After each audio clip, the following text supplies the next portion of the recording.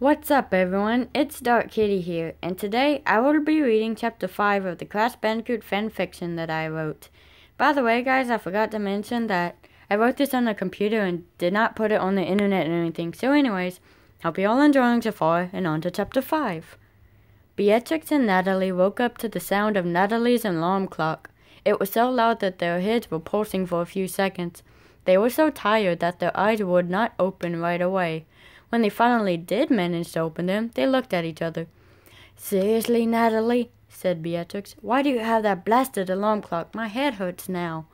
"I have to have an alarm," said Natalie. "The others never wake me up, so I have to use one. This is why I have a headache every day, but I'm kind of used to it now."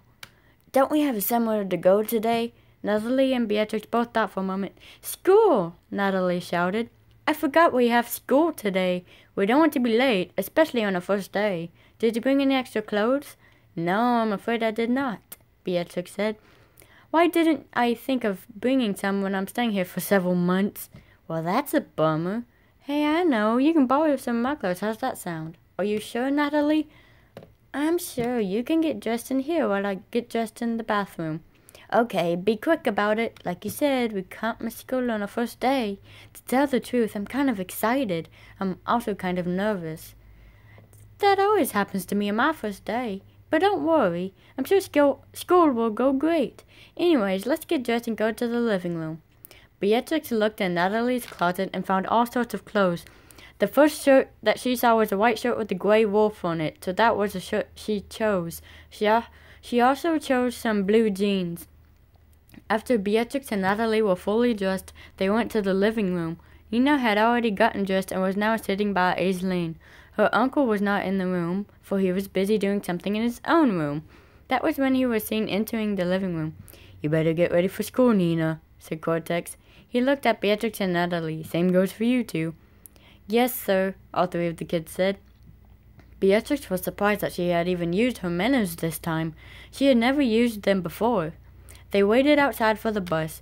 When it finally arrived 10 minutes later, Beatrix did not want to enter, so Natalie pushed her on the bus.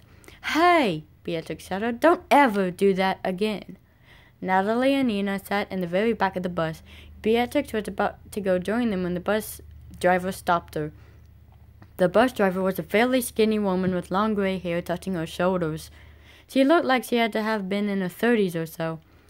Her shirt said Hazel on it, telling Beatrix right away that was her name. "And just who are you?" she asked Beatrix. "I've never seen you around before. Are you new here?" "My name is Beatrix," said Beatrix. "And yes, I am new here."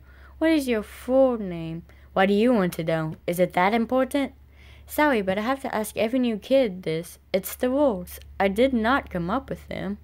"My full name is Beatrix Blazes Oxide, and who are your parents?" "Correction, parent. I only have one of my parents, which is my dad." "And who might he be?" "Sorry, I'm just curious. This isn't part of the rules. I just want to know." "Well, if you want to know that bad, then I guess I can tell you. But don't be surprised when you find out who my father is. Everyone seems to know him after all, but I don't know why." "You sure you really want to know?" "I'm sure. Look, just tell me who your father is so I can continue driving this bus." "All right. My father is the Emperor of Kobold." Hazel was left in shock by what she had just heard. "The Emperor of Kobold?" she asked. "You mean Emperor Velo the 27th?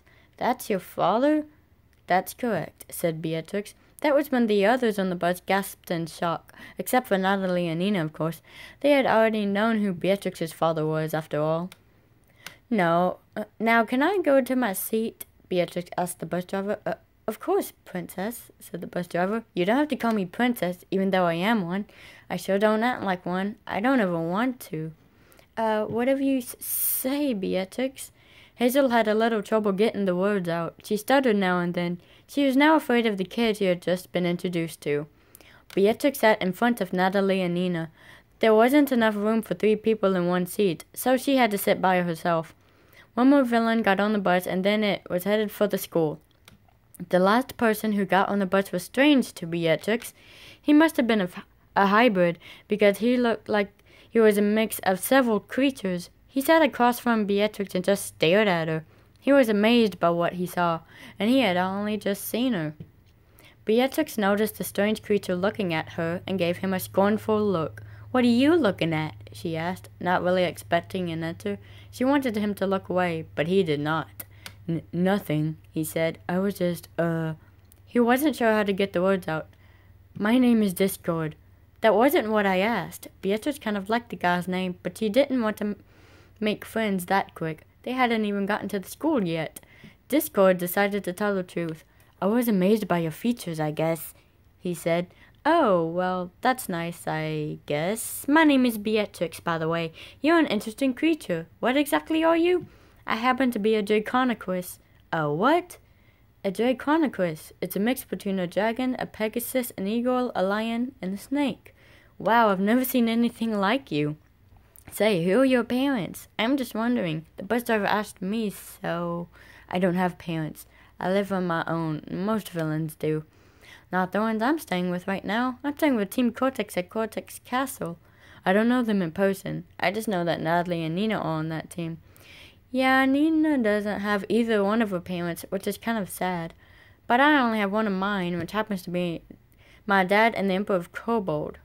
Discord was in shock now. "Are you talking about Emperor Rulo the 27th? He's the most powerful villain of all." "He sure is. You know, I'm kind of glad I don't have a mom. She would get in the way, don't you think?" "Beatrix, what are you doing talking to him?" Natalie asked Beatrix. "Are you crazy?" "I don't see anything wrong with him," Beatrix said. "He looks perfectly fine to me." "It may seem that way at first, but once you really get to know him, you will always fear him." Beatrix was confused now. She didn't think she'd be afraid of someone like Discord. She had only just met him, but she already felt a strong connection towards him. She decided not to ask any more questions and stayed silent for the rest of the ride. Okay, that's the end of chapter 5. I forgot someone from My Little Pony was actually in here. I'm not a fan of My Little Pony anymore. I was young back then when I was, but I decided to put my favorite character from there in here, which happens to be Discord. Oh, and by the way, guys, this fanfiction gets more interesting, especially with Discord in here now. So I hope you guys all enjoyed, and please give a big like and subscribe. And hold on for chapter 6.